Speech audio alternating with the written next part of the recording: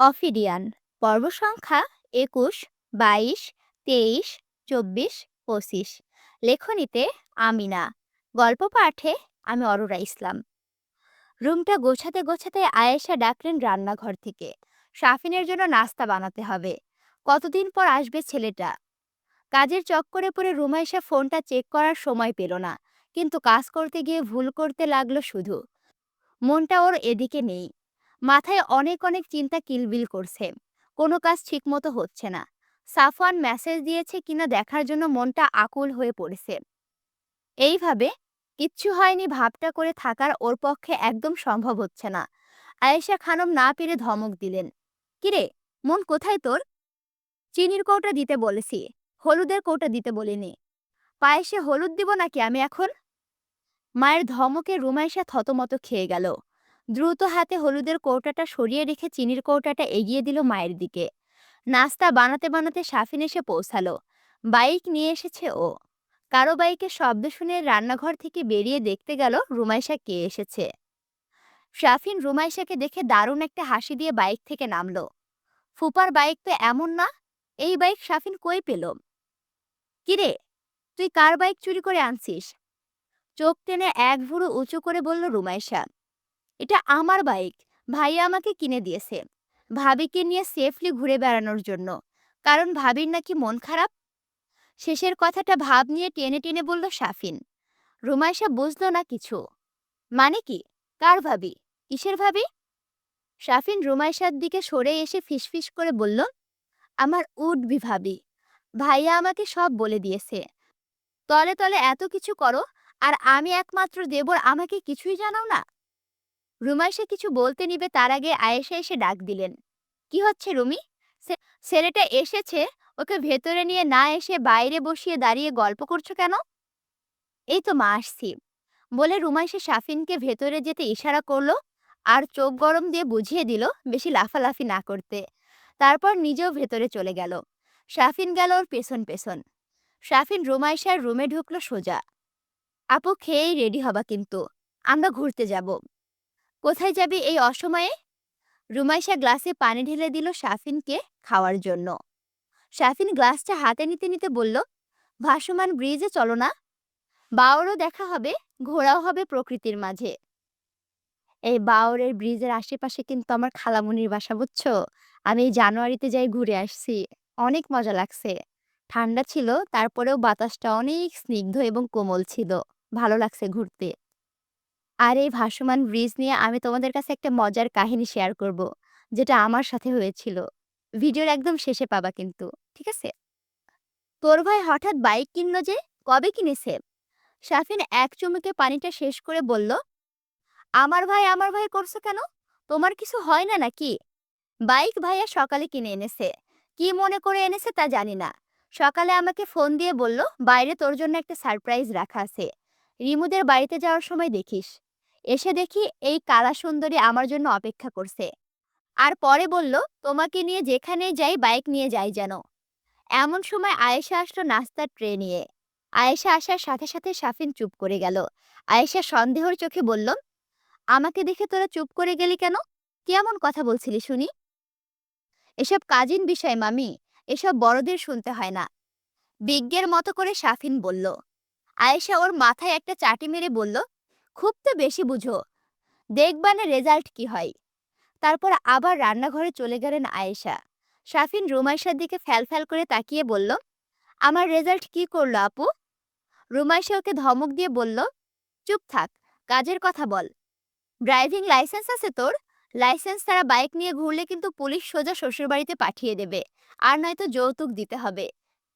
সব আছে আমার, তুমি একদম চিন্তা করো না। তুমি পুরো সেফ অ্যান্ড সাউন্ড থাকবা। রুমাইশাকে আশ্বস্ত করে বলল সাফিন। রুমাইশা এবার সাফিনের পাশে বসে বলল, তোর ভাই তো করে সামান্য মাস্টারি, এত টাকা কই পাই? সব সময় দেখি বড়লোকি ভাব। আবার মার্সিডিজ কিনেছে, বাপরে বাপ। আছে আপু, জানি না আমরা কেউ। ওর রিসার্চ ল্যাব আছে কোথাও। দাদুর একটা ছিল না কোথায়? সেটাই। কোথায় তা এক্স্যাক্টলি আমি জানি না। শুধু আমি কেন, কেউই জানে না। আমি যতটুকু জানি, রিসার্চারদের সাথে ও কাজ করে, কিন্তু ওকে সিঙ্গাপুরে থাকতে দেওয়া হবে না। কেন তা জানি না। ওই রিচার্ডসদের সাথে মিলেই ও সম্ভবত মেডিসিন ক্রিয়েট করে। ভাইয়া যে কি পরিমাণ গাছগাছরা চেনে তা তোমারে বলে বোঝাতে পারবো না। ওর স্মৃতিশক্তি যে কি প্রখর তা ভাবনারও বাইরে। তুমি অনলাইন থেকে যে কোনো গাছ বের করো না কেন, ও নিমিষেই বলে দেবে সেটা কি গাছ, তার কাজ কি, সেটা কি কি রোগ নিরাময় করতে পারে। এত গুণধর ব্যক্তিটা যে আমার ভাই, তাতে আমি খুবই কৃতজ্ঞ। তোকে একবার কথা বলতে দিলে কি হয়, ফ্যানা উঠিয়ে ফেলিস পোড়া। চল খেতে চল, খেয়ে দ্রুত বেরোতে হবে, তাহলে বেশিক্ষণ নেচে বেড়ানো যাবে। উঠ। ভুরুকুসকে বলল রুমাইশা। শাফিন নাস্তার প্লেট থেকে একটা আপেলের স্লাইস তুলে খেতে খেতে বলল, হ্যাঁ চল, খেয়ে দ্রুত বের হই। রুমাইশা শাফিনকে রুম থেকে ঠেলে পাঠাতে পাঠাতে বলল, তুই যা, আমি আসছি। গোসল দেইনি আমি এখনো, গোসলটা করে এসে খাবো। শাফিন ঠিক আছে বলে চলে গেল। শাফিন যেতেই দরজাটা ভিড়িয়ে দিয়ে তড়িঘড়ি করে ফোনটা হাতে নিল রুমাইশা, সাফওয়ান মেসেজ দিয়েছে কিনা দেখতে। ফোনটা বাটন টিপে অন করতে সাফওয়ানের নামটা ভেসে উঠল ফোনের স্ক্রিনে। রুমাইশা মেসেজের ভেতরে ঢুকলো। তুমি চিন্তা করো না প্রেয়সী, আমার কিছুই হবে না। তোমার সাফওয়ান কাঁচা কাজ করে না, ওদের যা প্রাপ্য ওরা তা পেয়েছে, তুমি নিশ্চিন্ত থাকো। বড় করে একটা দীর্ঘশ্বাস ছাড়ল রুমাইশা। একদিকে পাপীদের পাপের শাস্তি, অন্যদিকে নিজের প্রিয় মানুষটার করা অপরাধ, কোনটার দিকে এগোবে ও বুঝতে পারছে না। ওর প্রিয় মানুষটার গায়ে আর কোনো আঁচ না লাগুক। দুপুরে খাওয়ার কিছুক্ষণ পর বের হলো শাফিন আর রুমাইশা। উদ্দেশ্য ওদের ঝাপার ভাসমান ব্রিজ।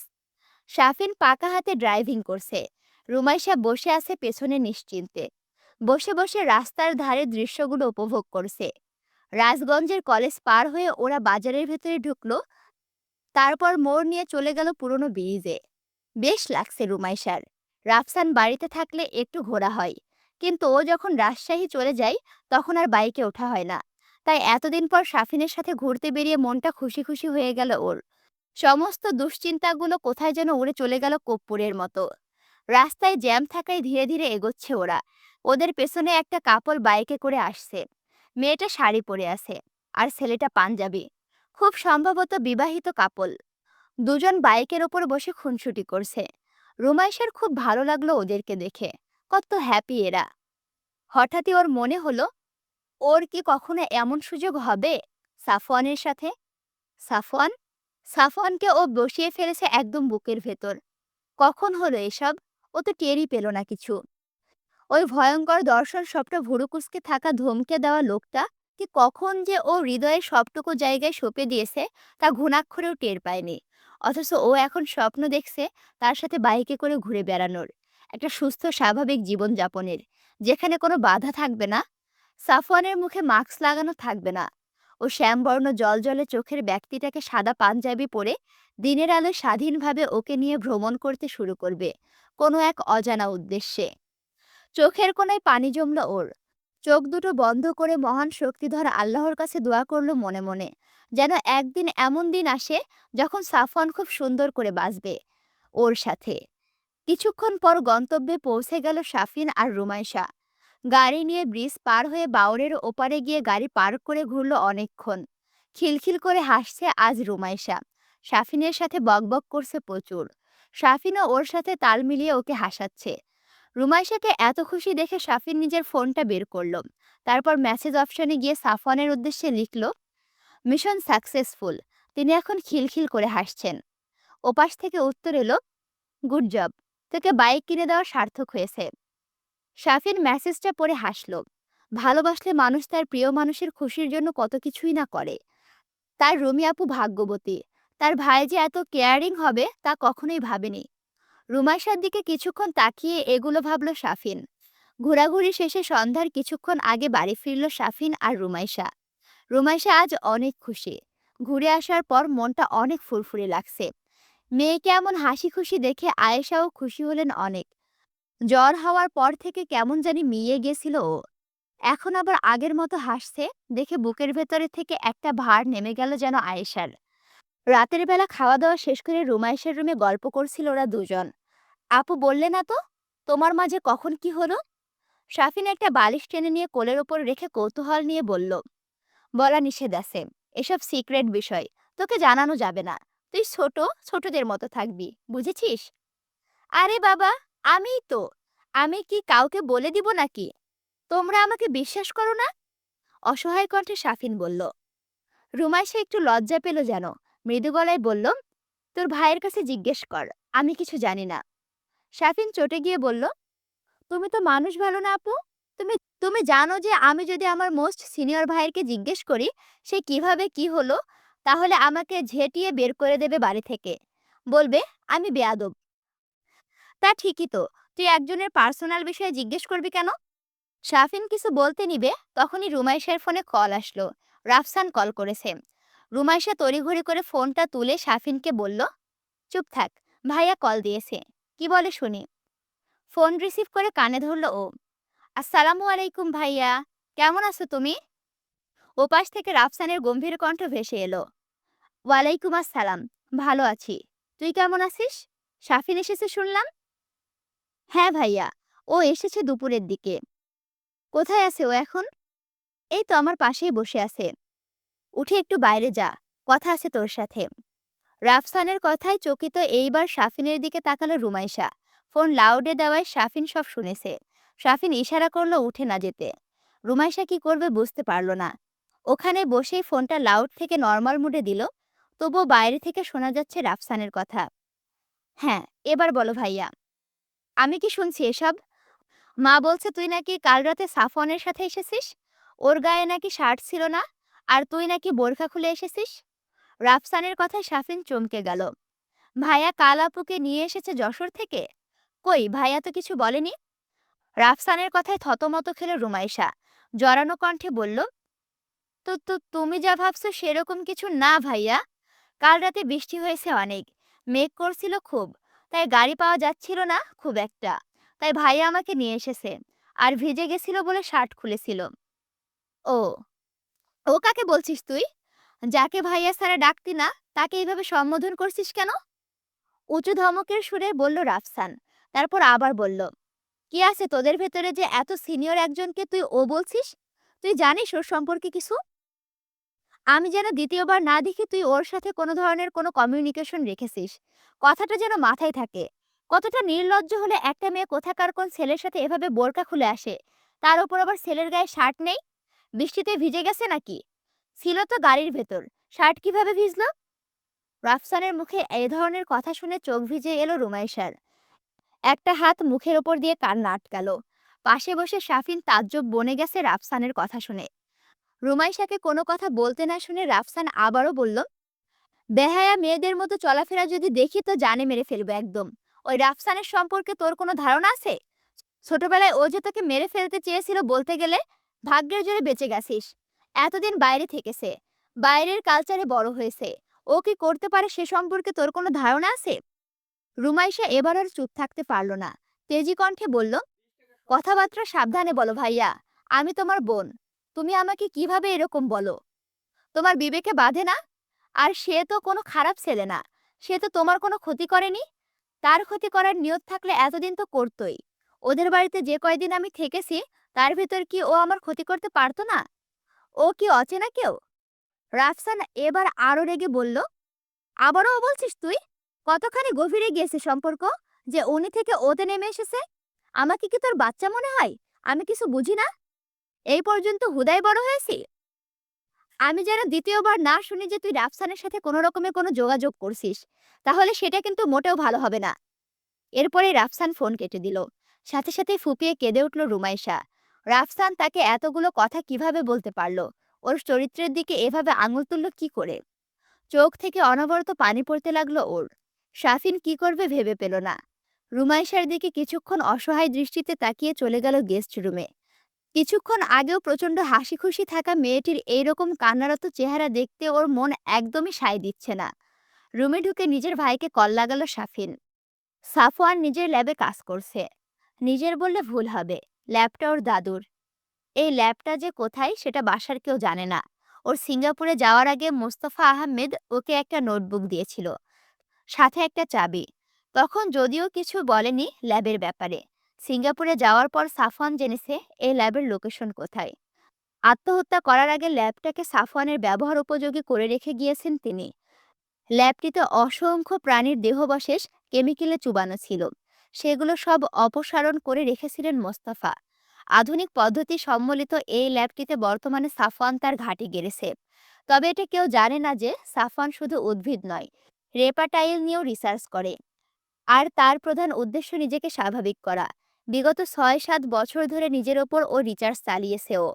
এমন কোনো উদ্ভিদ আর রেপাটাইল হয়তো নেই যা ও চিনে না। নিজের রিসার্চের কাজে এই সমস্ত কিছু নিজের মস্তিষ্কের ভেতরে গেঁথে নিয়েছে। অনেক মেডিসিন নিজের ওপরে অ্যাপ্লাইও করেছে, কিন্তু ফলাফল হয়েছে উল্টো। স্বাভাবিক হওয়ার থেকে আরও বেশি অস্বাভাবিক হয়েছে ও। হিংস্র থেকে হিংস্রতর হয়েছে। শরীরে বিষের পরিমাণ যে আরও বেড়েছে। বর্তমানে কোনো কারণে মেজাজ হারিয়ে ফেলেও বাড়ির ভেতরে যেতে ইচ্ছে করে না এখন। মাটি, ঘাস, গাছপালার কাছে যেন শান্তি খুঁজে পায়। ইদানিং বাড়ির খাবারও খেতে ইচ্ছে করে না। বাইরের ছোটখাটো প্রাণীদের দেখলে পেটে খিদে অনুভব হচ্ছে। ক্রমে ক্রমে নিজের সত্তা হারিয়ে ফেলছে যেন ও। কাজের মাঝে হঠাৎই ল্যাবের বুকশেলফ এর পঞ্চম তাকের ওপর রাখা ফোনটা বেজে ওঠে। সেলফের পাশে দাঁড়িয়েছিল সাফওয়ান। ফোনের স্ক্রিনের দিকে না তাকিয়ে ফোনটা কানে তুলল ও। হ্যাঁ বল, এনি প্রবলেম? নিজের গাম্ভীর্য বজায় রেখে জিজ্ঞেস করল সাফওয়ান। শাফিন ইতস্তত করে বলল, ভাইয়া, রুমি আপু কাঁদছে। কাজ থেমে গেল সাফওয়ানের। পুরো মনোযোগ এখন ওর শাফিনের কথাই। কেন? রিমু কাঁদছে কেন? কিছু হয়েছে? কেউ কিছু বলেছে? উদ্বিগ্ন হয়ে জিজ্ঞেস করলো ও। রাফসান ভাইয়া কল দিয়েছিল একটু আগে। দিয়ে আপুকে অনেক বাজে কথা বলেছে। বাজে কথা? কি ধরনের বাজে কথা? রাফসান ওকে বাজে কথা কেন বলেছে? রিজন কি? শক্ত গলায় বলল সাফওয়ান। আপুকে নাকি তুমি কাল এসে দিয়ে গেছিলে। তোমার গায়ে শার্ট ছিল না, আর আপুর গায়ে বোরখা ছিল না। মামি সম্ভবত বলেছে ভাইয়াকে। তাই নিয়ে রাফসান ভাইয়া বকাবকি করেছে আপুকে। এক্স্যাক্টলি কি বলেছে সেটা বল। সামান্য কথা নিয়ে কান্না করার মেয়ে রিমু নয়। শাফিন ইতস্তত করে বলতে লাগলো।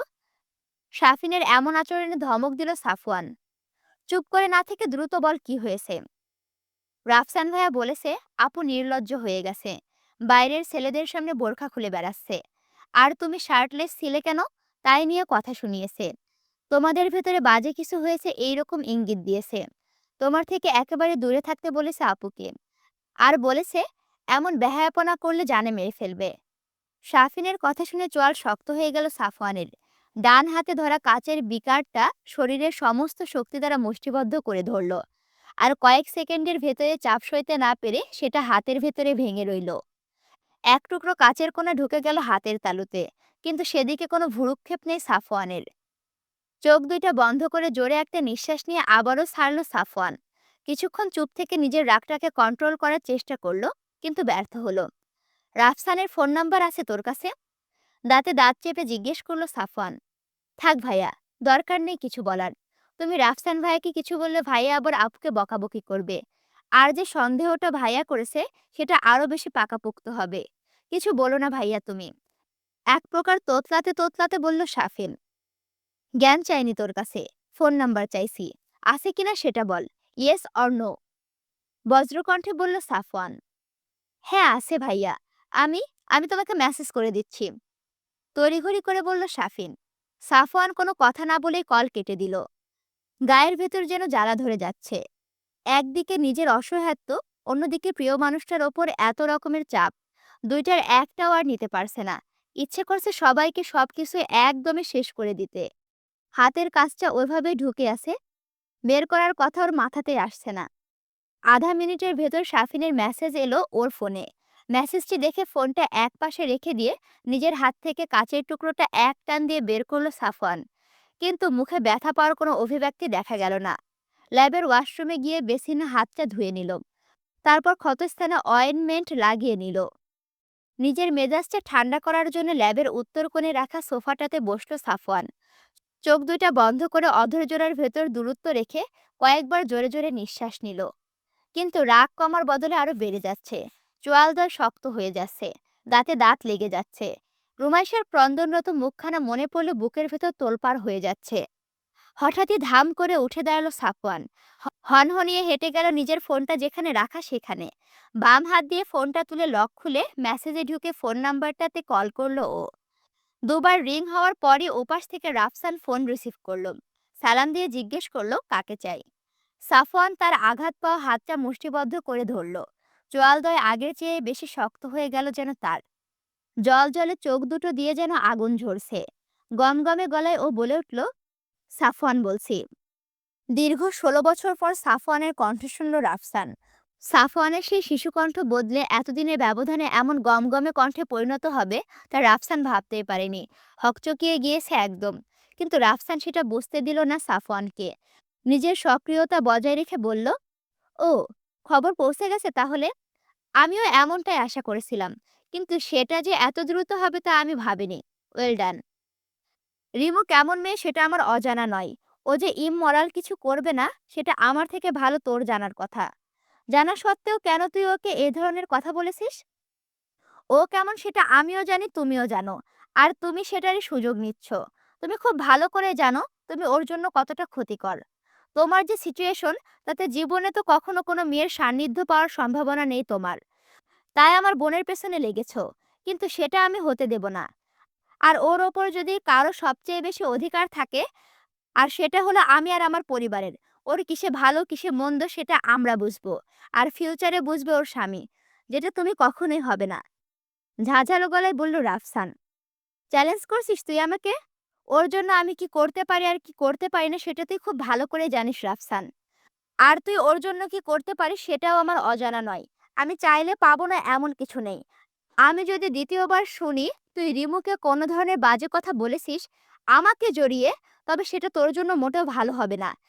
আর সে ভালো না হওয়ার কোয়ান্টিটিটা কেমন সেটা তুই একটু ভালো হলেও জানিস। তাই সাবধানে থাকিস। নইলে ভালো না হওয়ার কোয়ান্টিটিটা পুরোপুরি বুঝিয়ে দেব। রুমাইশাকে আমি আমারই করব। ক্ষমতা থাকলে ঠেকিয়ে দেখাস।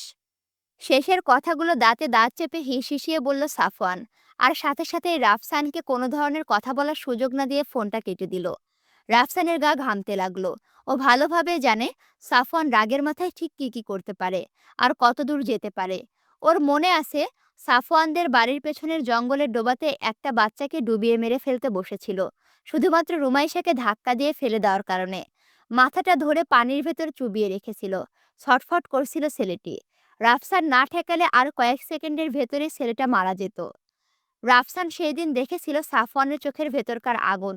কতই বা বয়স হবে ওর, 12 কি 13। তখনই ওর মাথায় এমন খুন চাপা ছিল।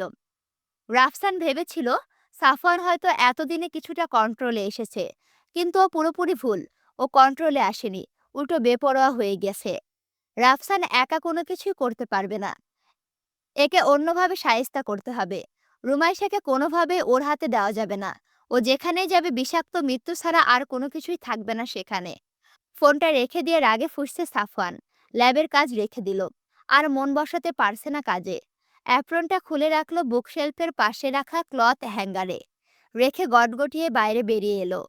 বাড়ির পেছনে এসে দেওয়াল বেয়ে উঠে গেল নিজের চিলেকোঠার রুমে। দরজার সামনে দাঁড়িয়ে প্যান্টের পকেট থেকে রুমের চাবিটা বের করলো। লক খুলে ভেতরে গিয়ে সুইচ টিপে আলো দিল। ফ্রেশ না হয়ে বিছানায় গিয়ে উপুর হয়ে শুয়ে পড়ল ও। পরনের টি শার্টটা খোলার দরকার ছিল, কিন্তু ডান হাতের ক্ষতের কারণে সেটা খোলা যাচ্ছে না। হাত চাতে তখন কিছু না হলেও এখন প্রচন্ড ব্যথা অনুভব হচ্ছে। ঘুমানো দরকার ওর অনেক। কিন্তু রাগে গায়ের ভেতর জ্বালা করছে। মাথাটা প্রচন্ড গরম হয়ে আছে। কিছুতেই ঠান্ডা হচ্ছে না। চোখ বন্ধ করে কিছুক্ষণ ওভাবে দম মেরে বসে রইল সাফওয়ান। কিন্তু এই অবস্থায় ওর ঘুম হবে না। চোখ মেলে বিছানার পাশে রাখা মিনি টেবিলের ওপর থেকে ফোনটা তুলে সময় দেখে নিল। 1:30 বাজে। বেশি দেরি হয়নি। হুট করে বিছানায় উঠে বসলো সাফওয়ান। স্টাডি টেবিলের ড্রয়ার থেকে গাড়ির চাবিটা নিল। তারপর বেরিয়ে গেল রুম থেকে। রুমা এসে শুয়ে আছে নিজের বিছানায়। শাফিন নিজের রুমে আছে। কারো চোখেই ঘুম নেই। দুজন দুজনের রুমে বসে মেসেজে কথা বলছে। শাফিন সান্ত্বনা দিচ্ছে রুমাইশাকে মন খারাপ না করার জন্য। কিন্তু রুমাইশার মন ভালো হচ্ছে না। রাফসানের বলা কথাগুলো ওর কানে বাজছে শুধু। গত রাতে সাফওয়ান যদি না আসতো তাহলে তো ওর লাশ পেত সবাই। কিন্তু সেটা কাউকে কিভাবে বোঝাবে রুমাইশা? কারণ ওইখানে যে খুন হয়েছে সবাই জানে। এখন যদি রুমাইশা বলে যে সাফওয়ানের সাথে কেন এসেছে, ওর বোরখা কেন ভেজা ছিল, সাফওয়ানের গায়ে কেন শার্ট ছিল না, তাহলে তো সাফওয়ান ফেঁসে যাবে। ওর অপরাধ তো কেউ চাপিয়ে রাখতে চাইবে না। ওকে এমনিতেই কেউ পছন্দ করে না। কেউ কেউ যদি বাই এনি চান্স পুলিশকে বলে দেয় তখন কি হবে?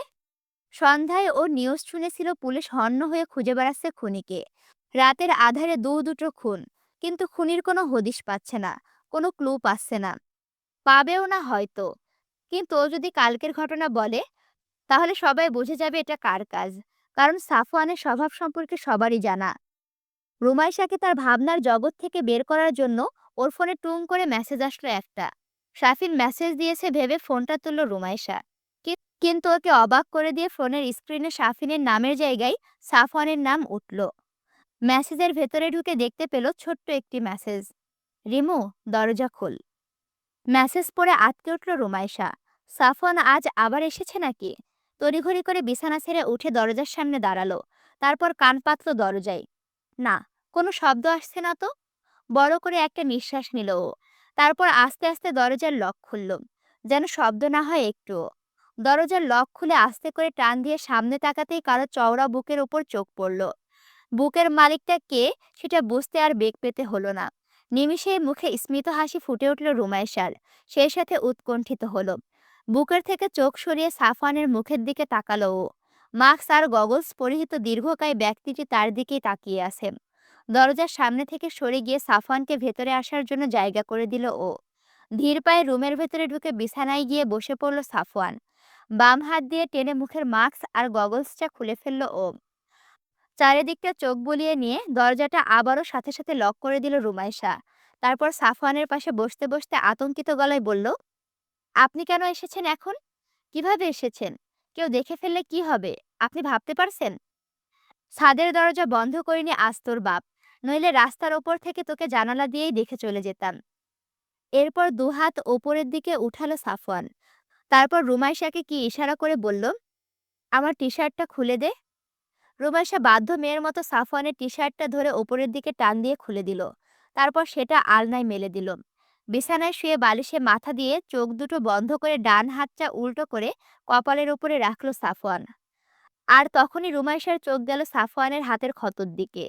এ কি, আপনার হাতটা কেটেছে কিভাবে? খুব ভালোভাবে তো কেটেছে দেখছি। সাফওয়ানের হাতটা টেনে নিজের কোলের ওপরে নিয়ে উৎকণ্ঠিত হয়ে বলল রুমাইশা, ব্যান্ডেজ তো বাঁধেননি। এভাবে আলগা করে রাখলে তো ইনফেকশন হয়ে যাবে। কিসে কেটেছেন? কাজ ঝুঁকে গেছিল। ঠিক হয়ে যাবে। তুই অত লাফালাফি করিস না। স্থির হয়ে বস আমার কাছে একটু। মৃদু স্বরে বলল সাফওয়ান। কিন্তু রুমাইশা শুনল না। উঠে গেল ওর ড্রেসিং টেবিলের কাছে। ড্রেসিং টেবিলের মাঝ বরাবর একটা তাক থেকে অয়েনমেন্ট, তুলা আর ব্যান্ডেজ বের করে আনলো। এরপর আবার বিছানার কাছে ফিরে গিয়ে সাফওয়ানের হাতটা কোলের ওপরে নিয়ে ধীরে ধীরে সতর্কতার সাথে সাফওয়ানের হাতটা ড্রেসিং করতে থাকলো। খুব আলতো করে স্পর্শ করলো, যেন সাফওয়ানের একটুও ব্যথা না লাগে। সাফওয়ান ওইভাবে চোখ বুজে রইল। রুমাইশার এই ছোট্ট সেবাটুকুই যেন সমস্ত মন দিয়ে শুষে নিচ্ছে ও। চোখ খুললে হয়তো অত গভীরভাবে স্পর্শগুলো অনুভব করতে পারবে না ও। সেই ভয়ে চোখ খুলছে না। রুমাইশা আলতো হাতে সময় নিয়ে ধীরে ধীরে তুলা দিয়ে ক্ষতটা মুছে অয়েনমেন্ট লাগিয়ে ব্যান্ডেজ করে দিল। সাফওয়ানের মন পড়তে লাগলো। ওর হাতে বেশি সময় নেই। ও যে কোনো সময় যা কিছু হয়ে যেতে পারে। নিজের ভবিষ্যতের কথা ভেবে হতাশ হলো ও। এই সুন্দর সুন্দর মুহূর্তগুলো আর হয়তোবা এইভাবে পাওয়া হবে না। পুরো জীবনের চিত্র পাল্টে যাবে ওর যে কোনো দিন, যে কোনো মুহূর্তে। ও জানেও না কখন কিভাবে কি হয়ে যাবে। ব্যান্ডেজটা শেষ করে রোমাইশা সাফওয়ানের মুখের দিকে তাকালো একবার। এ কি, আপনার চোখে পানি কেন? ভাইয়া, আপনি কাঁদছেন কেন? কি হয়েছে? আতঙ্কিত হয়ে বলল রুমাইশা। সাফওয়ানের চোখের কোণ বেয়ে পানি গড়িয়ে পড়ছে। চোখ খোলেনি এখনো। আগের মতো করে চোখ দুটো বন্ধ করে আছে। রুমাইশা তৎক্ষণাৎ হাতের জিনিসপত্রগুলো টেবিলের উপরে রেখে দিয়ে সাফওয়ানের কাছে আসলো। তারপর ধরা গলায় বলল, আপনি কেন কাঁদছেন? কি হয়েছে বলুন আমাকে। সাফওয়ানের চোয়ালদয় ধরে সাফওয়ানের মুখের দিকে খুব মনোযোগ দিয়ে তাকালো রুমাইশা। ভুরু দুটো কুঁচকে আছে সাফওয়ানের। যেন ব্যথাগুলোকে নিজের ভেতরে রাখার প্রাণপণ চেষ্টা করেও পারছে না। চোখ থেকে অবিরত পানি গড়িয়ে পড়ছে। নাক টানছে সাফওয়ান। ঢোক গিলছে বারবার। চোখ খুলুন সাফওয়ান, আমার দিকে তাকান। কি হয়েছে বলুন। দয়া করে বলুন আমাকে। এভাবে কাঁদবেন না প্লিজ। অসহায় দৃষ্টিতে তাকিয়ে মিনতিপূর্ণ কণ্ঠে বলল রুমাইশা। সাফওয়ানের চোখের কোণাগুলো হাত দিয়ে মুছে দিল আলতো করে। সাফওয়ান চোখ খুলল এবার। রুমাইশাকে টেনে এনে শুইয়ে দিল নিজের পাশে। তারপর উবু হয়ে শুয়ে মাথাটা উঁচু করে রুমাইশার মুখটা দেখল। কিছুক্ষণ ঘোর লাগা দৃষ্টিতে তাকিয়ে থাকলো রুমাইশার মুখের দিকে। রুমাইশা কি হচ্ছে তা বুঝতে না পেরে অবুঝ দৃষ্টিতে তাকিয়ে আছে সাফওয়ানের দিকে। রুমাইশার দিকে তাকিয়ে থাকার অত অবস্থাতে চোখ দুইটা আবারও ঝাপসা হয়ে এলো সাফওয়ানের। হুট করে জড়িয়ে ধরল ও রুমাইশাকে। রুমাইশার বুকে মুখ লুকিয়ে আষ্টে পৃষ্ঠে জড়িয়ে ধরল ওকে, নিজের শরীরের সবটুকু শক্তি দিয়ে। সাফওয়ানের এমন ভালোবাসাময় আক্রমণে হকচকিয়ে গেল রুমাইশা।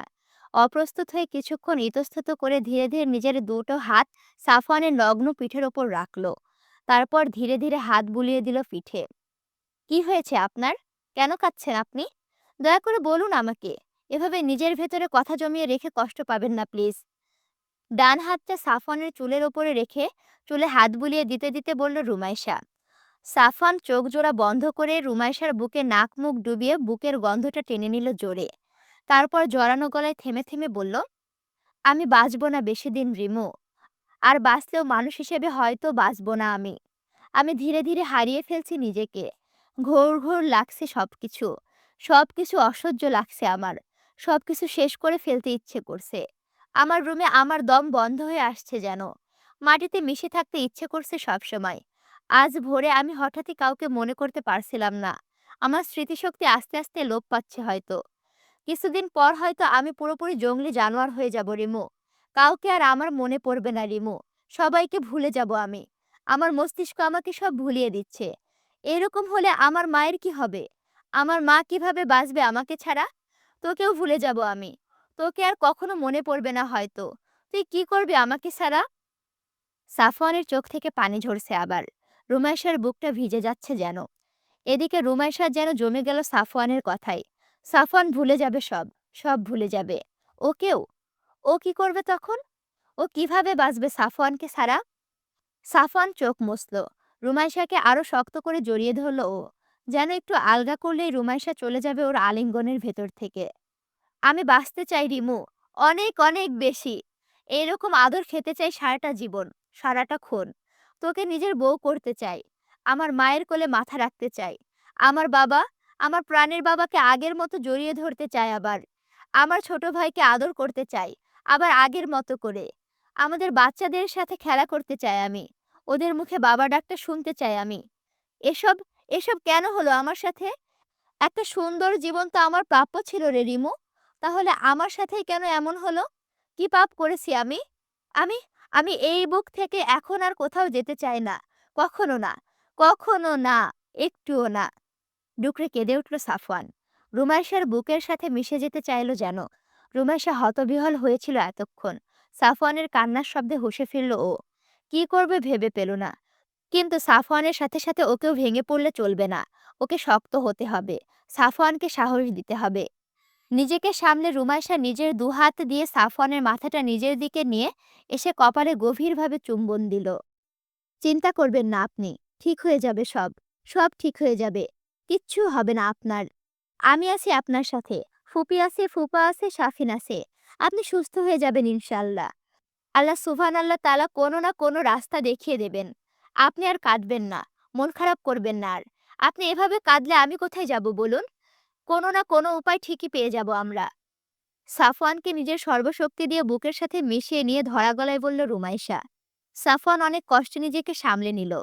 কিছুক্ষণ পর চোখ মুছে রুমাইশার বুকের ওপর থেকে মাথা উঠিয়ে থুতনিটা বুকের ওপর ঠেকিয়ে জলজলে চোখ দুটো দিয়ে তাকিয়ে রুমাইশার চোখের দিকে। তারপর বাচ্চাদের মতো ঠোঁট ফুলিয়ে বলল, খিদে পেয়েছে আমার। কিছু খাইনি আমি দুপুর থেকে। দুপুর থেকে খাননি? আপনি আগে বলেননি কেন? সাফওয়ানকে নিজের ওপর থেকে উঠিয়ে দিয়ে নিজে উঠল রুমাইশা। তর্জনী দিয়ে নিজের চোখের কোণে জমে থাকা পানির রেশটুকু মুছে নিয়ে বলল, আপনি এখানেই থাকুন, আমি রান্নাঘরে যাচ্ছি। দেখি ফ্রিজে তরকারি আছে নাকি। গরম করে নিয়ে আসছি আমি। দরজার দিকে এগিয়ে যেতে পেছন থেকে কামিজের কোণাতে টান পড়ল। সাফওয়ান অসহায় দৃষ্টিতে তাকিয়ে আছে। আমাকে রেখে যাস না এখানে, প্লিজ। রুমাইশা পেছন ফিরে বিছানায় উঠে বসে সাফওয়ানের মাথাটা নিজের দিকে এগিয়ে নিয়ে এসে কপালে প্রেমপূর্ণ চুম্বন এঁকে দিল। তারপর সাফওয়ানের দিকে তাকিয়ে বলল, ভেঙে পড়বেন না একদম। আমি এক্ষুনি আসছি। ৫ মিনিটও লাগবে না। সাফওয়ানের থেকে ছাড়া পেয়ে রুমাইশা ধীরে ধীরে দরজার লক খুলে গেল রান্নাঘরে। বাবার নাক ডাকার শব্দ শোনা যাচ্ছে। তার মানে বাবা এখন গভীর ঘুমে। আর মা এমনিতে গভীর ঘুমই দেয়। অত জোরে নাক ডাকার শব্দে যার ঘুম ভাঙে না তার এই সামান্য শব্দেও ঘুম ভাঙবে না। তবুও নিঃশব্দে ফ্রিজের দরজাটা খুলে ভাত বের করলো ও। মাংসের বাটিটা বের করে রাখলো বাইরে। রাইস কুকারের ভেতরে ভাতটা গরম করার জন্য অল্প একটু পানি দিয়ে বসিয়ে দিল। তরকারিটা চুলোয় দিল দ্রুত। মাংসটা গরম হলেও ভাত গরম হতে সময় লাগলো খানিকক্ষণ। রুমাইশা একটা প্লেট ভর্তি করে ভাত নিয়ে মাংসের বাটিটা হাতে নিয়ে চলে গেল নিজের রুমে।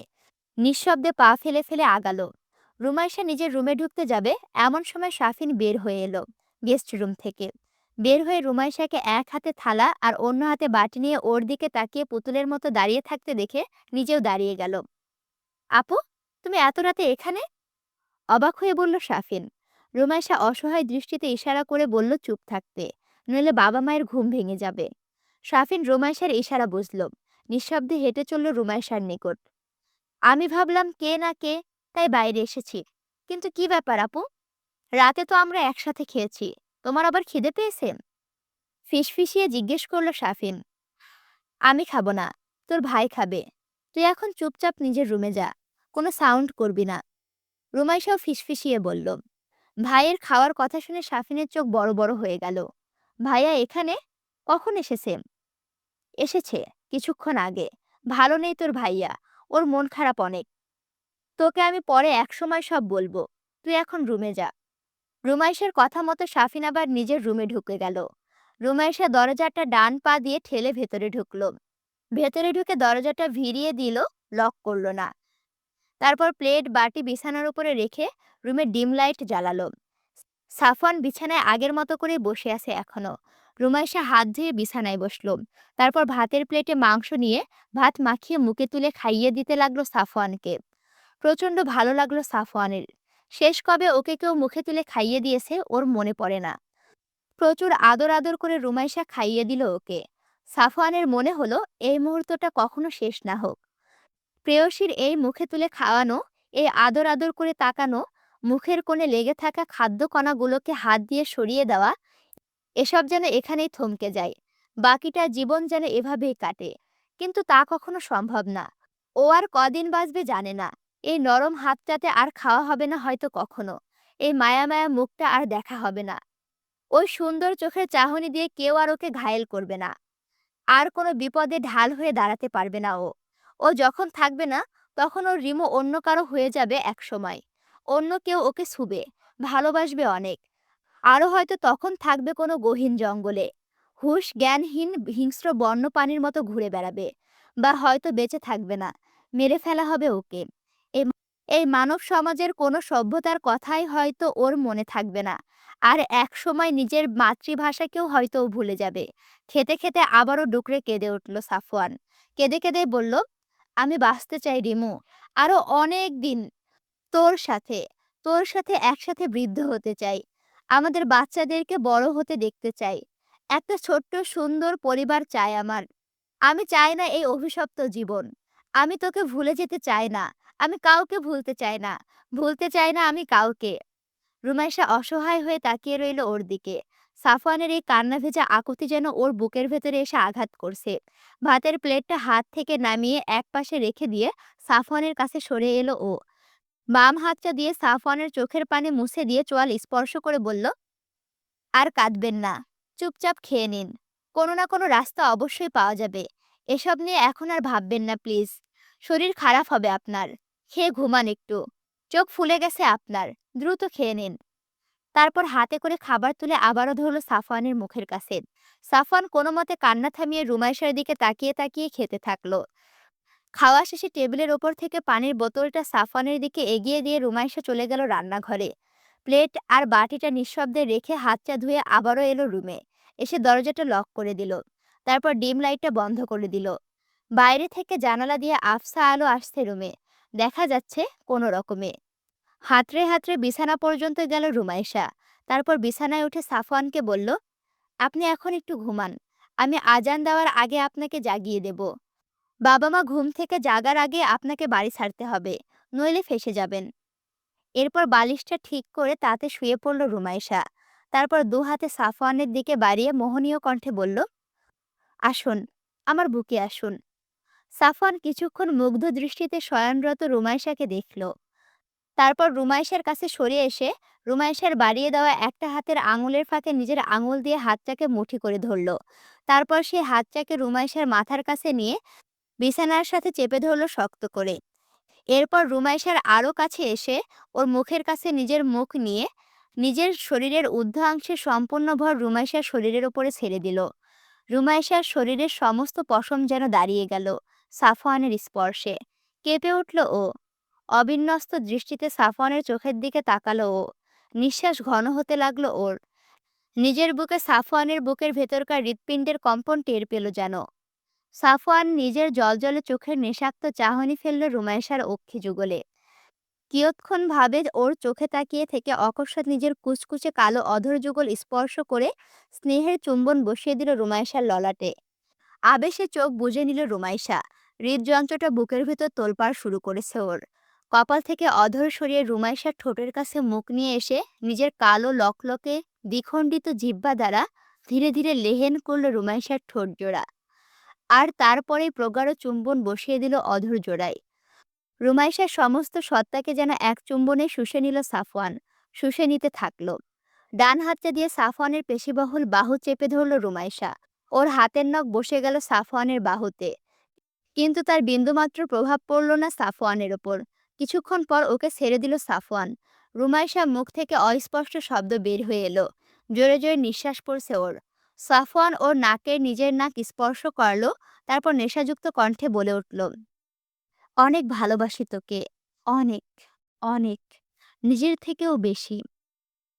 রুমাইশের হাতের আঙুলের ফাঁক থেকে নিজের হাতটা সরিয়ে নিয়ে রুমাইশের বুকে মুখ ডুবিয়ে পিঠের তলায় হাত দিয়ে জড়িয়ে ধরল আবারও শক্ত করে। রুমাইশা ওর বাম হাতটা সাফওয়ানের পিঠের ওপরে রেখে ডান হাতটা ওর মাথায় শোয়ালো। তারপর মৃদু গলায় বলল, ঘুমান এইবার। আর কোনো কথা নয়, দুষ্টুমিও নয়। রুমাইশার কথায় হাসল সাফওয়ান। গান শোনা একটা, তারপর ঘুমাবো। রুমাইশা ওর চুলে বিলি কেটে দিতে দিতে বলল, এত রাতে গান গাইলে সবাই ঘুম থেকে উঠে চলে আসবে। সাফওয়ান চোখজোড়া বন্ধ করে ঘুম জড়ানো কণ্ঠে বলল, একটা প্লিজ, আস্তে আস্তে গাইলে কেউ শুনবে না। তুই ছোটবেলায় কি গান গাইতি তোর মনে আছে? কি গান গাইতাম? আয়ুব বাচ্চুর গান। এক আকাশে তারা তুই একা গুনিস নে, গুনতে দিস তুই কিছু মোরে। সারাক্ষণ এটা গেয়ে বেড়াতিস, তোকে থামানো যেত না। বলতে বলতে হাসলো সাফওয়ান। তারপর আবারও বলল, খুব সুন্দর গাইতি।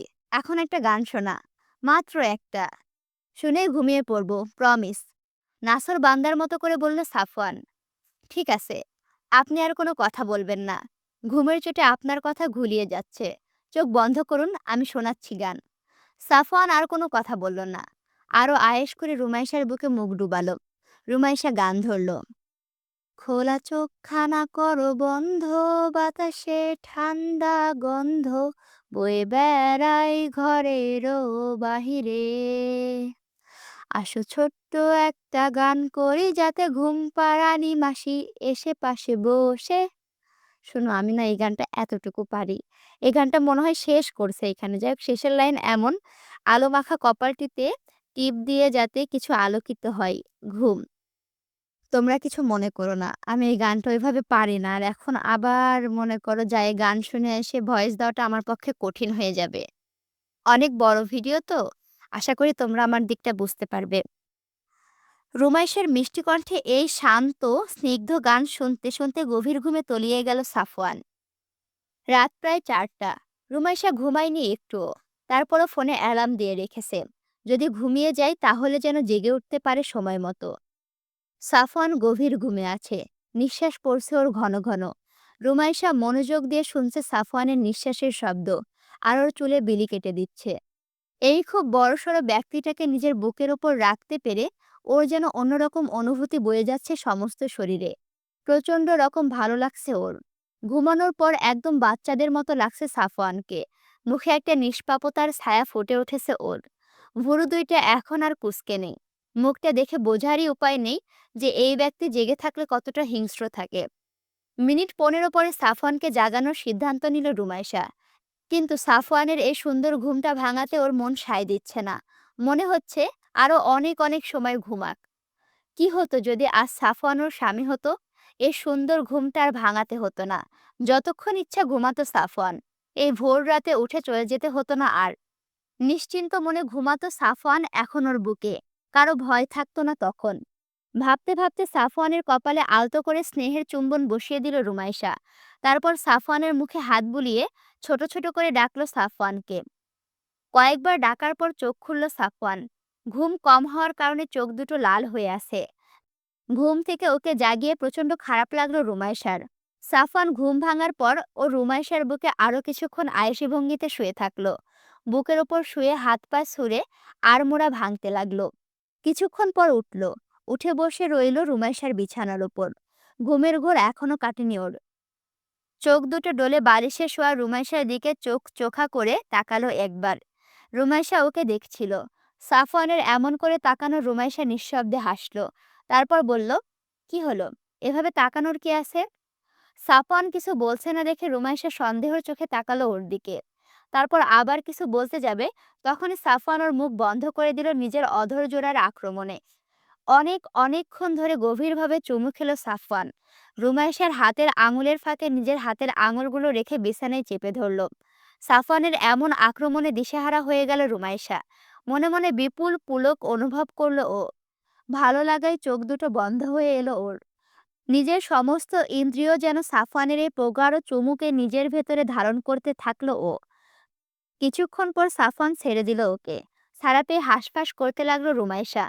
রুমাইশার এমন অবস্থা দেখে মুখ টিপে হাসলো সাফওয়ান। তারপর রুমাইশার চোয়ালের সাথে নিজের চোয়াল ঘষে মৃদু গলায় বলল, সামান্য একটা চুমুতে এই অবস্থা? এরপর তো বিশাল বিশাল অত্যাচার সহ্য করতে হবে। কি করবি তখন? কথাটা বলে সাফওয়ান রুমাইশার চোয়ালে একটা ছোট্ট করে চুমু দিয়ে বিছানা থেকে উঠে নিচে নামলো আলনা থেকে নিজের টি শার্টটা নেওয়ার জন্য। পেছন থেকে রুমাইশা বলে উঠল, আপনার মুখ দেখে তো বোঝাই যায় না আপনি এত অসভ্য। দিনের বেলা আপনি এত গুরুগম্ভীর হয়ে থাকেন, কিন্তু রাত হলে তো দেখছি আপনার হুলিয়া পাল্টে যায়। সাফওয়ান টি শার্টটা গায়ে দিতে দিতে লুচু দৃষ্টিতে তাকিয়ে নির্বিকার গলায় বলল, শব্দটা অসভ্য না, রোমান্টিক। আর মনে মনে সবাই অসভ্যই চাই, কিন্তু ওপরে ওপরে ভং করে তোর মতো। আর এটা যদি অসভ্যতাই হয়, তাহলে আমি অসভ্য তোর কাছে। আর যতদিন বেঁচে আছি অসভ্যই থাকব। তারপর চোরা চোখে তাকিয়ে দুষ্টু গলায় বলল, পছন্দ না হলে ঠিকই বাধা দিতেন, কিন্তু তা দেননি। কারণ আপনিও চান আমি অসভ্য হই। রুমাইশা লজ্জা পেল প্রচুর। লজ্জায় মাথা নত হয়ে গেল ওর। সাফওয়ানের কথার বিপরীতে বলার মতো আর কোনো কথা খুঁজে পেল না। উল্টো কান গরম হতে শুরু করলো ওর। সাফওয়ান খেয়াল করলো সেটা। তারপরও দুষ্টুমি করে বলল, থাক আর লজ্জা পেতে হবে না। চুমু তো খাওয়া হয়েই গেছে। এখন অসময়ে এসে লজ্জা পেয়ে আর কি হবে? রুমাইশা কটমটি চোখে তাকালো সাফওয়ানের দিকে। সাফওয়ানের সেদিকে চোখ পড়তে অন্যদিকে চোখ ঘুরিয়ে নিয়ে মুখ টিপে হাসল।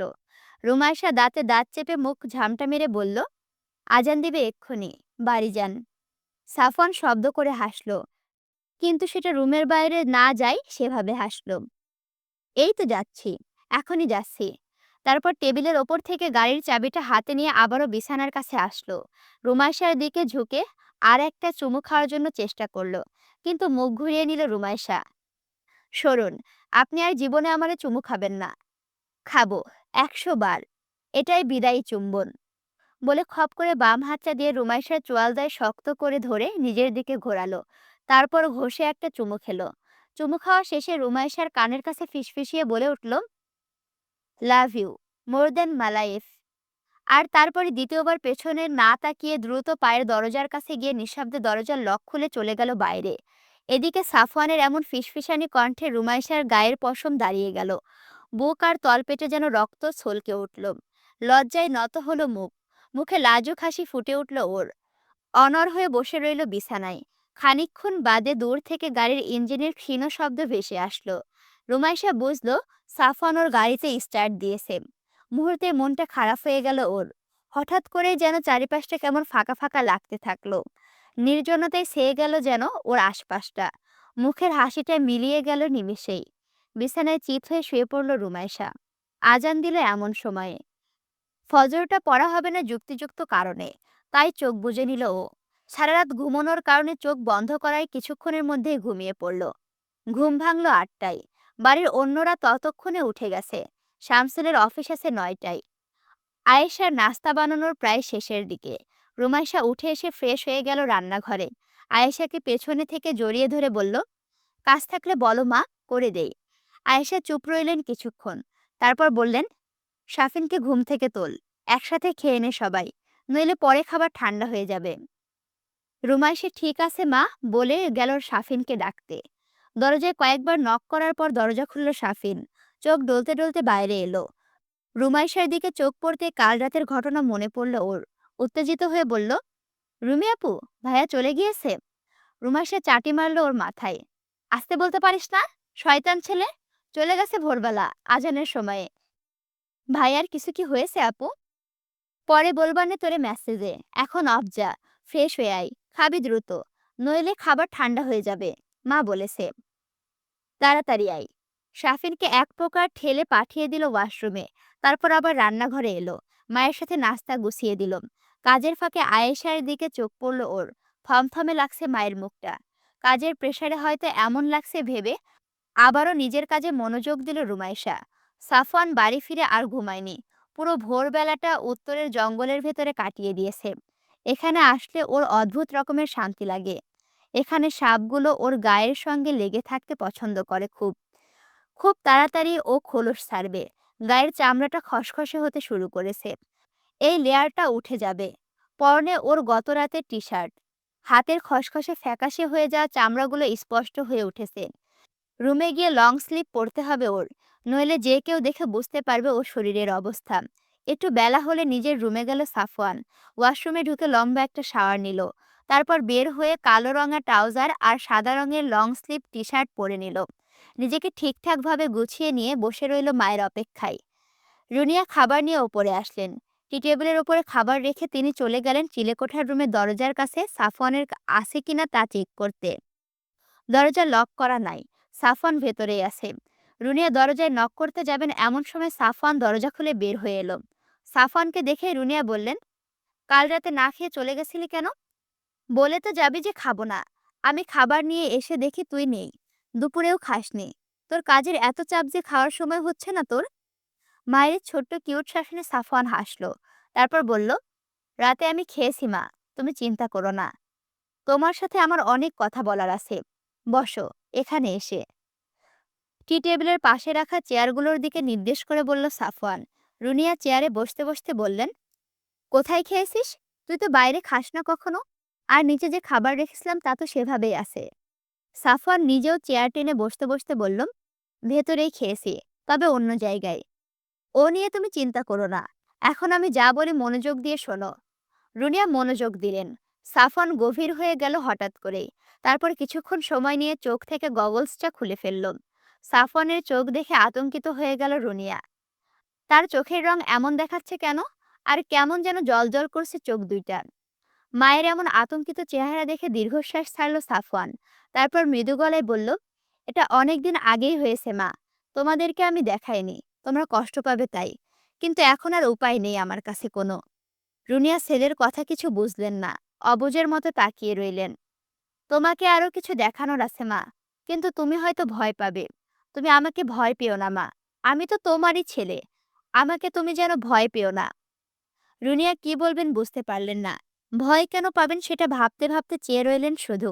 সাফওয়ান ধীরে ধীরে নিজের মুখের মাস্কটা সরালো। তারপর অসহায় চোখে তাকালো মায়ের দিকে। রুনিয়া চোখ বড় করে তাকিয়ে রইলেন। তোর ঠোঁট এত কালো কিভাবে হলো? আঙুল দিয়ে তিনি ছুঁয়ে দেখলেন সাফওয়ানের ঠোঁট জোড়া।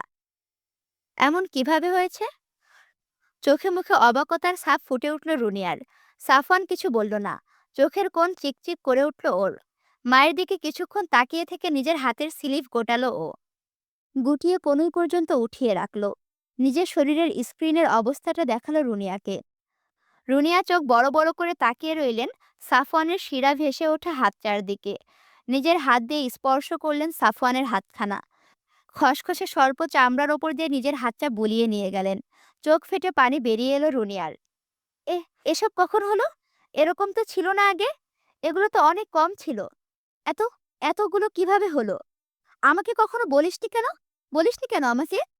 সাফওয়ান নির্বাক হয়ে তাকিয়ে আছে মায়ের দিকে। রুনিয়া কান্না চোখে উল্টে পাল্টে দেখছেন সাফওয়ানের হাতখানা। আর বিলাপ করছেন নিজে নিজে। সাফওয়ান নিজের মায়ের মুখটা দুহাতে চাপ দিয়ে ধরে নিজের দিকে ফেরালো। তারপর নিজের অধর জোড়া আলগা করে মায়ের সামনে। রুনিয়া তাকালেন সাফওয়ানের মুখের দিকে। সাফওয়ান ঠোঁট আলগা করতেই দেখা গেল ওর ঝকঝকে তীক্ষ্ণ দাঁত দুইটা। সেই জংলি পশুদের মতো লম্বা ধারালো দাঁত দুইটার দিকে রুনিয়ার চোখ পড়তে চমকে উঠলেন তিনি। ভালো করে সেদিকে দেখেই ডুকরে কেঁদে উঠলেন রুনিয়া। এ কি হাল হয়েছে আমার ছেলের? এ কি হলো? বাবা, আপনি এ কেন করে গেলেন আমার ছেলেকে?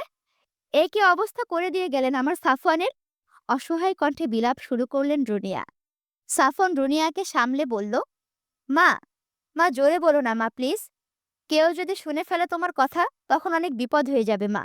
থামো মা, তুমি এরকম করলে আমি কিভাবে ঠিক থাকবো মা? চুপ করো মা, আমার কথা শোনো। রুনিয়া সময় নিয়ে অনেক কষ্টে নিজেকে সামলালেন। সাফওয়ানের হাত দুটো নিজের দুহাতের মুষ্টির ভেতরে নিয়ে চুমু খেলেন হাতে। সাফওয়ান মাকে বলল, এখনো শেষ হয়নি মা, আরো অনেক কিছু দেখানোর আছে তোমাকে। রুনিয়া অসহায় দৃষ্টিতে তাকালেন ছেলের দিকে। ইশারায় বোঝালেন সেগুলো দেখাতে। মায়ের ইশারা পেয়ে সাফওয়ান মুখ আলগা করে নিজের কালো লকলকে লম্বা সর্প জিহ্বাটা বের করল রুনিয়ার সামনে। এই দৃশ্যটা দেখে রুনিয়া থমকে গেলেন যেন। উচ্চস্বরে কাঁদতে গেলেন তিনি, কিন্তু তার আগে নিজের মুখটা হাত দিয়ে চেপে ধরলেন। সাফওয়ান সেদিকে নিষ্প্রভ দৃষ্টিতে তাকিয়ে বলল, আমি আর তোমার ছেলে নেই মা, আমি পশুতে পরিণত হয়ে গেছি। সামনে হয়তো বা আরো হব। নিজেকে নিয়ে অনেক রিসার্চ করেছি আমি, কিন্তু কোনো সলিউশন বের করতে পারিনি আমি। ব্যর্থ হয়েছি আমি মা। এখনো চেষ্টা করে যাচ্ছি, জানি না আদৌ সফল হব কিনা, সে সময় পাবো কিনা। আমি যদি কোনো রেমেডি বের করতে না পারি, তবে আমি খুব শীঘ্রই মারা যাব মা। নইলে কোনো না কোনো প্রাণীতে পরিণত হব, চিরদিনের জন্য। ছেলের মুখে মৃত্যুর কথা শুনে রুনিয়া আর নিজেকে সামলাতে পারলেন না। উচ্চস্বরে কেঁদে উঠলেন তিনি। সাফওয়ান আর এবার বাধা দিল না। কিছুক্ষণ বিরতি দিয়ে সাফওয়ান বলে উঠল, আমি জানি আমি বেশি দিন বাঁচব না, তবে মৃত্যুর আগে আমার একটা শেষ ইচ্ছা আছে মা। আমি খুব করে চাই আমার সেই ইচ্ছেটা পূরণ হোক, খুব করে চাই। আর সেটা পূরণ করতে তুমি আমাকে সাহায্য করবে মা। রুনিয়া কিছুক্ষণ সময় নিয়ে নিজের কান্না থামালেন। ধরা গলায় বললেন, কি ইচ্ছা তোর? বল আমাকে। আমি যেভাবেই হোক তোর ইচ্ছাটা পূরণ করব।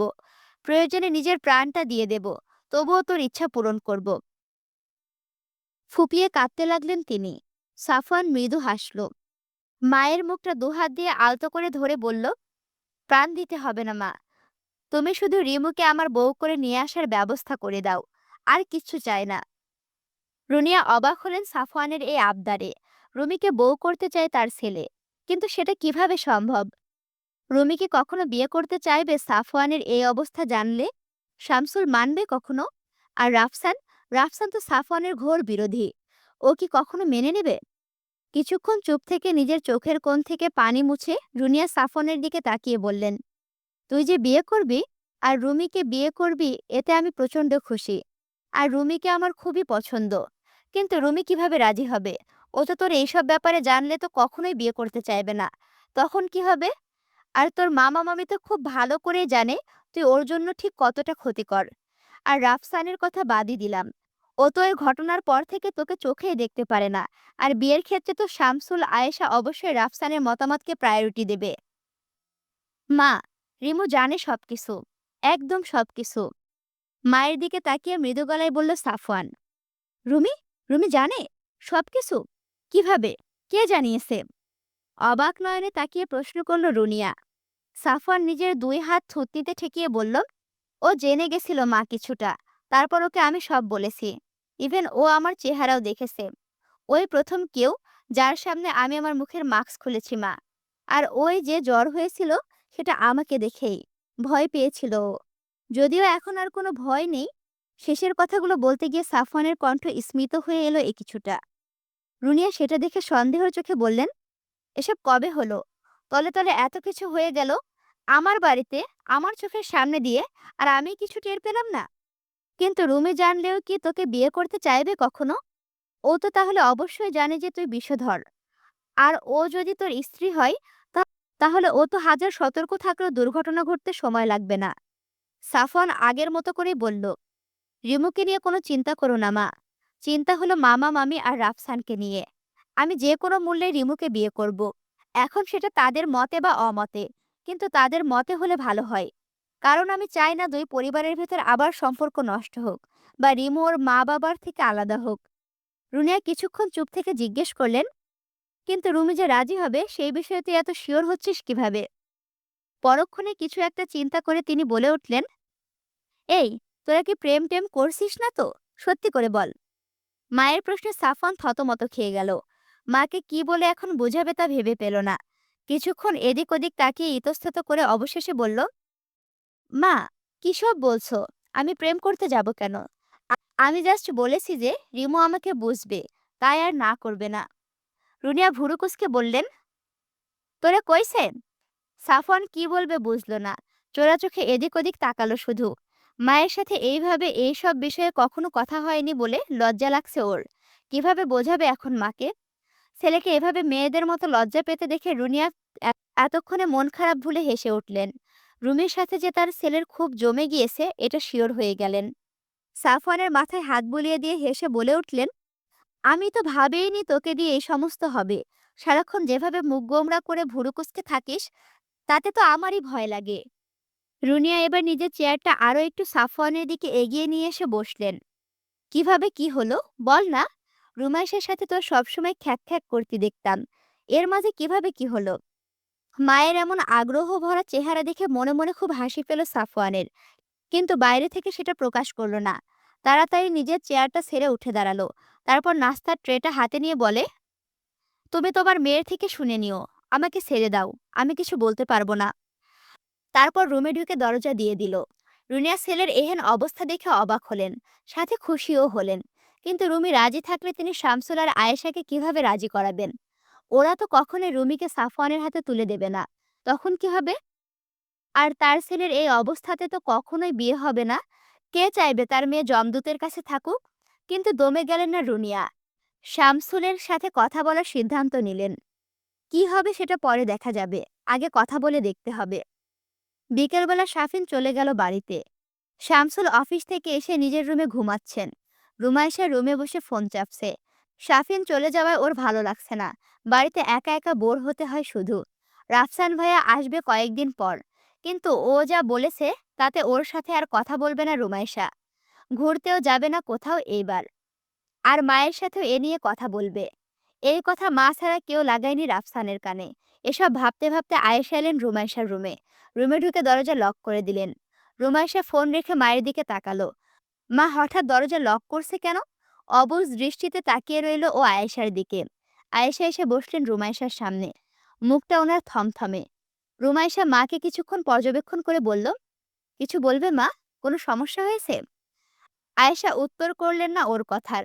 পরক্ষণে দাঁতে দাঁত চেপে সাপটে একটা চড় মেরে দিলেন রুমাইশার বাগালে। চড় খেয়ে রুমাইশা মুখটা ঘুরে গেল অন্যদিকে। থমথমে খেয়ে গেল ও। হাতটা চড় খাওয়া জায়গায় দিয়ে মায়ের দিকে জিজ্ঞাসু দৃষ্টিতে তাকালো ও। আয়েশা ওকে কেন মারলো এভাবে ওর মাথায় আসছে না। আয়েশা ধারালো দৃষ্টিতে তাকিয়ে আছে ওর দিকে। রুমাইশা আমতা আমতা করে বলল, আমাকে মারলে কেন মা?" কথা শেষ না করতে আরো একটা চড় পড়ল ওর মুখের ওপর। রুমাইশা ছিটকে পড়ল যেন। মায়ের দিকে অবিশ্বাস্য দৃষ্টিতে তাকিয়ে রইল ও। মা তাকে শেষ কবে মেরেছে মনে পড়ে না ওর। সেই মা ওকে আজ কেন মারলো? "তোকে মারলাম কেন? তুই বুঝতে পারছিস না মোটেই? রাতে কে ছিল তোর রুমে? কার সাথে শুয়েছিলি তুই? দিনে দিনে নষ্ট মেয়েদের মতো হচ্ছিস তুই। আমাদের চোখের সামনে দিয়ে তুই ছেলে ঢোকাচ্ছিস ঘরে। আবার আমাকেই জিজ্ঞেস করছিস তোকে কেন মারলাম? কে ছিল বল? ওই ছেলেটা কে? ভোরবেলা তোর রুম থেকে বেরিয়েছে? শাফিনের নাম নিবি না। শাফিনকে আমি দেখলেই চিনি। কে ছিল বল? কার সাথে শুয়েছিস তুই?" মায়ের কথায় রুমাইশা জমে গেল। ও এখন মাকে কিভাবে বোঝাবে ওদের ভেতরে ফিজিক্যাল কিছু হয়নি? মাকে বিশ্বাস করবে কখনো? কখনোই করবে না। অসহায় হয়ে চোখের পানি ফেলতে লাগলো ও। আয়েশা রেগে গেলেন অনেক। ডান হাত দিয়ে রুমাইশার চোয়াল চেপে ধরে বলল, "একদম ন্যাকা কান্না কাঁদবি না। কে ছিল ওই ছেলে এখনই বল। কার সাথে তুই এই নোংরা সম্পর্ক চালাচ্ছিস?" ব্যথায় কুঁকড়ে গেল রুমাইশা। তবুও কাঁদতে কাঁদতে বলল, "মা, তুমি যা ভাবছো সেরকম কিছুই না। বিশ্বাস করো, আমি কিছুই করিনি। তোর কোনো কথাই আমি শুনতে চাচ্ছি না। তুই নাম বল ওই ছেলের, পরিচয় বল। কার এত বুকের পাটা যে আমার বাড়িতে এসে আমার সামনে দিয়ে আমার মেয়ের সাথে নোংরামো করছে? নাম বল এক্ষুনি।" ঝাঁঝালো গলায় বলল আয়েশা।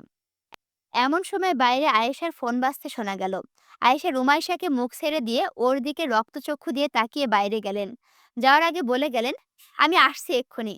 তোর বলা লাগবে তুই কার সাথে কি করেছিস। রুমাইশা ফোপাতে লাগলো। ও কিভাবে সাফওয়ানের নাম বলে দিবে? সাফওয়ানকে তো কেউই পছন্দ করে না বাসার। এখন কি করবে ও? কিভাবে মাকে বলবে সাফওয়ানের কথা? বিপদ ওর থেকে যেন শেষই হচ্ছে না, একটার পর একটা লেগেই আছে। ও কি করবে এখন? সাফওয়ানের কথা শোনার সাথে সাথেই তো মা ফুপির কাছে ফোন দিবে শিওর। তাহলে ফুপি কি ভাববে? ফুপিও কি ওকে নোংরা ভাববে? আয়েশা বাইরে গিয়ে ফোন দেখলেন। রুনিয়া ফোন দিয়েছে। আয়েশা নিজের কণ্ঠ স্বাভাবিক করে ফোন ধরলেন। ওপাশ থেকে রুনিয়া সালাম দিলেন। আয়েশা সালামের উত্তর দিলেন। কুশল বিনিময় করে রুনিয়া বললেন, শামসুলের কাছে ফোন দিলাম। শামসুলের কাছে ফোন দিলাম, তাও ফোন তুলছে না, তাই তোরটাতে দিয়েছি। আপাও ঘুমিয়েছে, মনে হয় ফোন সাইলেন্ট করা, ওই জন্যই টের পায়নি। গুরুত্বপূর্ণ কিছু নাকি? দিব নাকি আপনার ভাইয়ের কাছে ফোন? না থাকুক, ওর ঘুম ভাঙানোর দরকার নেই এখন। উঠলে বইল, আমি ফোন দিয়েছিলাম, কথা বলার আছে কিছু। আচ্ছা আপা, রাখছি তাহলে, বলে আয়েশা কল কেটে দিলেন। ফোনটা নিয়ে আবার রুমাইশার রুমে ঢুকলেন। রুমাইশা ফোপাচ্ছে। দরজা লক করে আবার এসে বসলেন রুমাইশার সামনে। রুমাইশা তাকিয়ে আছে নিচের দিকে। আয়েশা ঝাঝালো কণ্ঠে বলল, এই, তাকা আমার দিকে। নিচে কি দেখছিস তুই? আমার দিকে তাকা। এত নষ্ট হয়েছিস কবে থেকে? বল। আর ওই ছেলের পরিচয় বল। কিচ্ছু লুকাবি না তুই। কে ওই ছেলে? আমাদের চেনা জানা কেউ তো অত লম্বা না। বল কেউ। লম্বা পয়েন্টটা মনে পড়তে আয়েশা চমকে উঠলেন। তারপর জড়ানো গলায় বললেন, সাফওয়ান ওইটা? ক্রন্দনরত রুমাইশাকে একটা ঝাঁকি দিয়ে জিজ্ঞেস করলেন, সাফওয়ান ওইটা? সত্যি করে বল, ওইটা সাফওয়ান কিনা? রুমাইশা কাঁদতে কাঁদতে ওপর নিচ মাথা নাড়ালো। তারপর কেঁদে কেঁদেই বলল, তুমি যা ভাবছো এমন কিছু হয়নি মা, বিশ্বাস করো। আয়েশার যেন অভক্তি এসে গেল রুমাইশার ওপর। ঘেন্না নিয়ে তিনি বললেন, সি, সি, এতটা নিচে নেমে গেছিস তুই? সারা জীবন ভাই ডেকে এসে এখন তার সাথে রাতে একসাথে থাকছিস? সি, তোকে তো আমার মেয়ে বলতেও ঘেন্না হচ্ছে। ওকে চিনিস তুই? ওর সম্পর্কে জানিস কিছু? ও কি করতে পারে সে সম্পর্কে তোর কোনো ধারণা আছে? ও যে কত ভয়ঙ্কর হতে পারে সে সম্পর্কে কোনো আইডিয়া আছে তোর? এই যে দাগ গলায়। রুমাইশার গলার বাঁ পাশের দিকটার আবছা ছোপ ছোপ দাগ দেখিয়ে বললেন তিনি, এই দাগটা কিভাবে হয়েছে তুই জানিস না? ও তোকে মেরে ফেলেছিল বলতে গেলে। বিষ ওর দাঁতে, বিষ। আমার কথা বুঝতে পারছিস তুই? তোকে মেরে ফেলতে ওর 2 মিনিটও লাগবে না। রুমাইশা চোখ মুছে নিল। হঠাৎ করে যেন সমস্ত ভয় উবে গেল। ভয়ের জায়গায় দ্বিগুণ সাহস এসে ভর করল। আয়েশার দিকে তাকিয়ে শক্ত গলায় বলল, জানি আমি সব। কিভাবে কি হয়েছে আমি সব জানি। আর আমি এসব জেনেই ওকে ভালোবেসেছি। আর আমাদের ভিতর কিছুই হয়নি। ওর ঘুমে আসছিল না, তাই আমার কাছে এসেছে। জড়িয়ে ধরেছে শুধু, আর চুমু খেয়েছে, আর কিছু না। আয়েশা চোখ মুখ খিচে মুখ অন্যদিকে ঘুরিয়ে নিলেন। কতটা নির্লজ্জ হলে মানুষ মায়ের সামনে এইসব কথা বলতে পারে? কিসের ভালোবাসা তোদের? এসব ভালোবাসা না, নষ্টামি। রুমাইশা এবার আরো শক্ত হলো। মা মোটেও এভাবে বলবে না। সাফওয়ান ভাইয়া আমার জন্য কি কি করেছে একসময় তোমরা সবাই জানো। আর ও এখন তেমন নেই। আমার গায়ে ও কোনো আঁচ লাগতে দেবে না। আর ও আমাকে যথেষ্ট ভালোবাসে, আর আমিও তাই। ও কেমন মন মানসিকতা সেটা আমার সাথে সাথে তোমরাও জানো, তাই অপবাদ দিও না। আমি এতবার করে বলছি যে আমাদের মাঝে কিছুই হয়নি, তারপরও তোমার বিশ্বাস হচ্ছে না। তো যদি বিশ্বাস না হয় তাহলে তুমি যা ভাবছো তাই হয়েছে। আয়েশা রুমাইশার এমন কথায় আবারও সাপটে একটা চড় মারল ওর গালে। তারপর রুমাইশার হাত থেকে ফোনটা এক টেনে ছিনিয়ে নিয়ে বেরিয়ে গেল রুম থেকে। আসসালামু আলাইকুম, কেমন আছো তোমরা সবাই? এই অফিডিয়ান উপন্যাসটা তোমাদের কাছে কেমন লাগছে অবশ্যই কমেন্ট করে জানাবে। আর এই উপন্যাসের মাঝে একবার আসলো না ঝাপা বাওরের কথা। তো তোমাদেরকে বললাম না যে আমি একটা মজার ঘটনা তোমাদের কাছে শেয়ার করব ভিডিও শেষে। তা হলো শোনো। আমি যখন ক্লাস 8 এ পড়ি, তখন আমি আমার বড় খালামণির বাসায় বেড়াতে গেছিলাম আমার বড় ভাইয়ের সাথে। এবং দীর্ঘ পথ ভ্রমণ শেষে আমাদেরকে রিসিভ করতে আসছিল আমার খালাতো বোন ছোটটা। ওর বয়স তখন খুব বেশি হলে মনে হয় ১০ কি ১১, এত বেশিও না। হয়তো ১০-১১ হবে। এবার তখনই ওই ঝাপা ব্রিজটা নতুন, নতুন হইছে। এবার ওই ঝাপা ব্রিজের আশেপাশে যারা আছে তারা ব্রিজ তৈরি করতে মোটা অঙ্কের টাকা দিয়েছিল। তো তাদের বাসার মানুষজন এবং তাদের গেস্টদের কোনো টিকিট লাগতো না। তো এই পাগল মেয়ে যে আমাদের বলবে যে এখানে টিকিট লাগবে না তা বলেনি। ও নাচতে, নাচতে আগে চলে যাচ্ছে। আর আমরা যখন যাচ্ছি মানে যাওয়ার সময়ও টিকিট কাটছি, এই গেটেও টিকিট কাটছি, ওই গেটেও টিকিট কাটছি। আসার সময়ও এক। তারপর আমার ওই খালাতো বোনের ছোটটার বড়টার সাথে একবার উম রাজগঞ্জে বেড়াতে যাওয়ার জন্য আসছি। তখন আমাদের খালাতো বোন বলছে, "এই পাগলি মেয়ে, বারবার কি কেউ টিকিট কাটে? আর আমাদের তো টিকিট লাগে না।" তো চিন্তা করো তাহলে আমরা কি বোকা ছিলাম যে আমরা বারবার টিকিট কাটছি। যাওয়ার এই গেটেও টিকিট কাটছি, ওই গেটেও টিকিট কাটছি। ব্যাপারটা অনেক ফানি ছিল। আর আমরা এই ঘটনাটা এখনো বলে আমার খালাতো বোনকে রাগাই। বুঝছো? ব্যাপারটা অনেক ফানি ছিল। কিন্তু এত বড় গল্প পড়তে ওই ফানি মোমেন্টটা আর ফানি করে বলতে পারলাম না। আশা করি তোমরা বুঝতে পারছো। যাই হোক, দেখা হচ্ছে পরবর্তী ভিডিওতে। আমার চ্যানেলটি যদি এখনো সাবস্ক্রাইব করে না থাকো, অবশ্যই সাবস্ক্রাইব করো। আর ভিডিওতে লাইক, কমেন্ট, শেয়ার বেশি করে করো। আল্লাহ হাফেজ।